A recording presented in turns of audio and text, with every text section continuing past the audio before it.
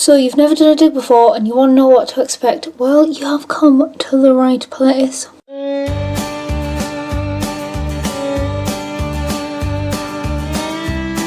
I haven't done masses of excavation myself.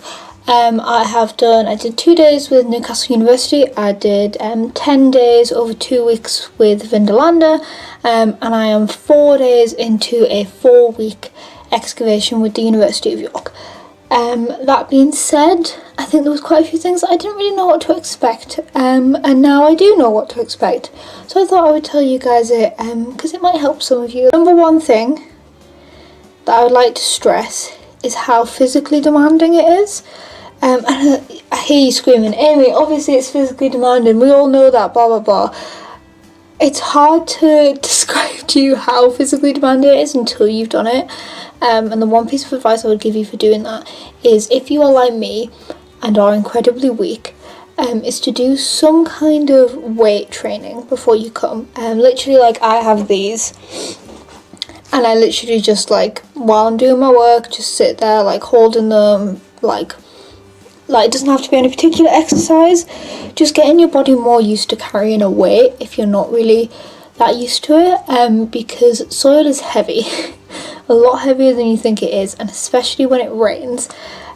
So it might not feel like you're changing that much when it comes to the site. It probably is going to make quite a lot of difference, especially in terms of endurance. I've never done manual labour for 8 hours a day until I did excavation. I've worked like 8 hours a day. When I worked in retail, I would do 8-hour shifts, and they were difficult, but it wasn't doing manual labour. And whereas you might be really excited to get into it, you might be really enthusiastic and really wanting to just go all the time, you can't do that unless you are in peak physical condition and you've done all sorts of things like this before. Pace yourself. First day, don't go in all guns blazing. You just take it easy, get a sense for it, feel out like how hard it's going to be, and then maybe turn it up a little bit later if you can, or turn it down if you need to. At this level, you're probably going to be volunteer working or working for a research thing. I very much doubt you'll be going straight in at commercial level. So the people you're working with should be very understanding that you don't know what you're doing. And please don't try and prove yourself.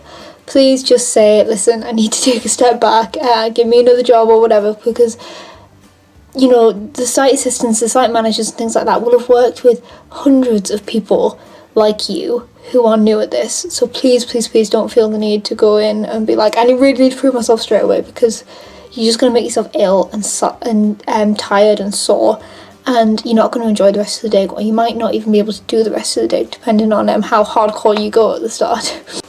Second thing would be the equipment that you need to bring. It's kind of hard to know what you need to bring until you do it. But a couple of things that I think people forget that I would recommend bringing is, I'd definitely bring a good pair of sturdy gloves, so gardening gloves or something like that. And if you're doing like quite a long excavation over a couple of weeks, bring several pairs, because you might work your way through them, and you will get, I got blisters last week. They've gone now, but I did get blisters last week, and I had gloves on. You will mess up your hands if you don't wear gloves, and similarly if you have weak wrists or weak hands like I do, some sort of wrist support is a really good idea. I've seen loads of people wearing them in the trenches. It's not like you won't be looked down on for wearing them. It's just about your own personal safety. If you're doing an archaeology degree, you will know you'll have PPE drilled into you, personal protection equipment, and yeah, there's no such thing as being overly cautious, especially in that kind of environment. I would also recommend bringing a towel. Hitchhiker's Guide to the Galaxy was right on this one. I only started doing this for the last week, but things like when there's nowhere to sit inside, or if you don't have a kneeling mat, or if it's been raining and you want to protect your bag if it's not fully waterproof or something like that, a towel is really helpful. If it's pouring with rain and you want to wipe some rain off your face or whatever, so maybe pick a towel that you don't care about, maybe buy one, cheap one specifically, or maybe have a dedicated t-shirt or blanket or something. But yeah, would recommend bringing a towel. I would also recommend bringing a spare pair of clothes and more food than you think you need, because you will be working for a long time, you will be hungry, and the spare pair of clothes is because quite often there will not be anywhere to go inside, and sometimes, you know, you want to go to the pub afterwards or whatever. It's not very nice to walk a lot of mud into that pub, and just think about, you know, who has to clean up after you. And similarly, if you're getting a coach back like we are in Malton at the moment, then maybe think about bringing a spare pair of shoes, because it's not very nice for the coach drivers to have to constantly wipe up after you all. So just something to think about if you've got the room and the facilities to do it. Third thing I would tell you to prepare yourself to expect is that you might not get into the archaeology straight away. The 2 digs that I've done, we spent the first few days, so the first week that I've just spent doing in Malton was all just getting down to the layer where the actual archaeology is, and similarly we spent 3 or 4 days at Vindolanda just getting down to the level where the archaeology actually is, and that's pretty standard. So unless you are coming in halfway through a dig, like I did with Newcastle University, be prepared that you're not going to be getting straight into the archaeology, and there might be a lot of shoveling, there might be a lot of mattocking, and there might be a lot of troweling back, which hurts more than you expect it to. Tip for troweling is swap hands. Obviously you'd be tempted to do it with your dominant hand all the time, but it takes hours and hours and hours, and it can't be, you don't realise it at the time, but it does put quite a lot of strain on your arm, and if you do it consistently with one hand, you will wake up the next day and you won't be able to use your hand. So I would recommend swapping hands. Something that I think that people don't think about on site a lot is night hawking and looters. It's definitely something to be careful of, and your site might tell you about this, but if they don't, it's something that is great to already be aware of. But people do steal stuff out of sites. Most excavations won't have any kind of security, they won't cover anything up overnight, there won't be anyone there overnight, and if you start posting pictures on Instagram about that gold coin that you found, there's a very good chance that you will get to the site the next day and there will be holes all the way through your trench because someone has gone in with a metal detector and taken everything. The metal finds particularly, because people will come in with metal detectors overnight and dig holes in your trench. Not that I'm against metal detecting, but that's a whole other thing. So it is something to be careful of. I would, as a general rule, check with your site assistant or site manager before posting anything. There's a little bit of common sense involved, you know, if you find a little bit of pot, you're probably fine. But I know that the site, Malton has a complete ban on talking about human remains, because last year a skull got stolen.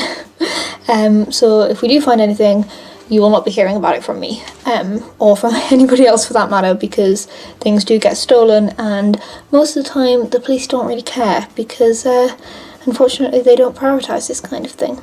The last thing that I'd like to let you guys know to expect is maybe the effects on your body that you might not quite realise if you're not used to this kind of work. So I've found that over the last 4 days my skin has been incredibly dry, like to the point where it's just been like cracking all over my face and things like that, and I think it's just being outside for so long every day, and you just things that you don't really think about, like how often do you spend 8 hours outside with no break? I realise that some of you might do that, but on like an everyday basis, you know, it's not something that you do commonly, and if it's not something that your body and your skin is used to, you might get some weird reactions to it. I've also been getting rashes all over my hands, and I think that's from wearing gloves all the time for one thing, but also because of all of my allergies, because of hay fever and things. So just things to think about. Definitely if you have hay fever, start taking antihistamines like a week before you come. Like if you are safe to do so, and that is the thing that you do, start taking antihistamines like a week before you arrive, because you will regret it otherwise. I think that's pretty much everything that I wanted to cover. If you are going into a dig soon and you're not really sure what to expect, or if you've done this a million times before and you have some questions about things that I've said, or if you've never excavated and you're just a little bit curious, let me know. As usual, any requests or questions down in the comments. Like and subscribe and all that jazz, and I will see you next week. Bye.